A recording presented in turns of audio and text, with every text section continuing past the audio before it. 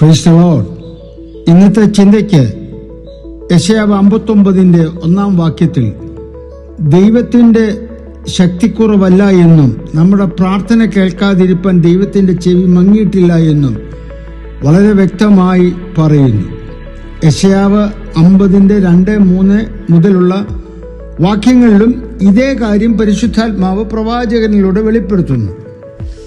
എൻ്റെ ദൈവമായ പിതാവ് തൻ്റെ മക്കളുടെ കരച്ചിൽ കേൾക്കും, അവരെ വിടുവിക്കും.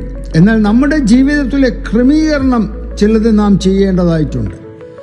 കൂട്ടുകാരനെ അല്ലെങ്കിൽ അയൽക്കാരനെ നമ്മെപ്പോലെ തന്നെ സ്നേഹിക്കണമെന്ന് പറഞ്ഞ ദൈവം വ്യക്തമായി നമ്മോട് പറയുന്നു, വേദനയിലുള്ളവരുടെ വേദനാ സമയത്ത് അവരെ ആശ്വസിപ്പിക്കുവാൻ.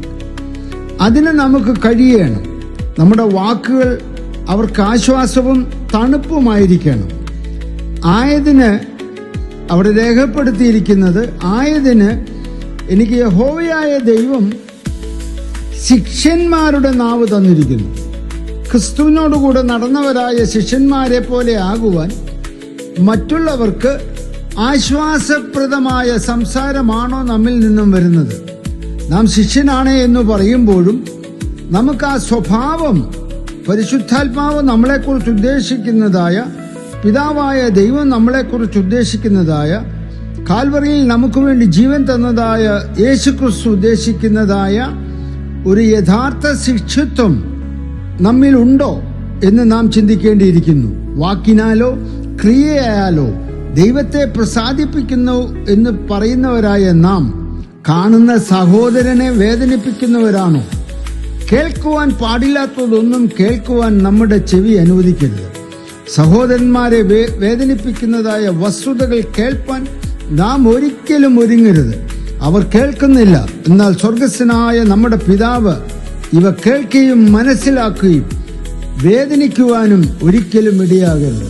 നാം മറ്റുള്ളവർക്കൊരു ആശ്വാസമായി നമുക്ക് തീരാം. അതിന് യഥാർത്ഥ ശിഷ്യന്റെ ഒരു നാവും ഒരു ചെവിയും നമ്മിൽ ദൈവം തമ്പുരാൻ നൽകട്ടെ. മറ്റുള്ളവർക്ക് ആശ്വാസമായി നാം തീരട്ടെ. ഈ സന്ദേശത്തോടൊപ്പം നമുക്കൊരു വാചകം പ്രാർത്ഥിക്കാം. ഞങ്ങളുടെ പിതാവായ ദൈവമേ, എൻ്റെ സ്നേഹിതനെയോ എൻ്റെ സഹോദരനെയോ അയൽക്കാരനെയോ വേദനിപ്പിക്കുന്ന, അവർക്ക് കേൾവിക്കോ അവരുടെ സംസാരത്തിനോ ഞാൻ കാരണമാകരുത്. മറ്റുള്ളവരെ തണുപ്പിക്കുന്നവനും താങ്ങുവാനുമുള്ളതായ പരിശുദ്ധാത്മാവിന്റെ അഭിഷേകം എനിക്ക് നൽകണമേ. ആമേൻ.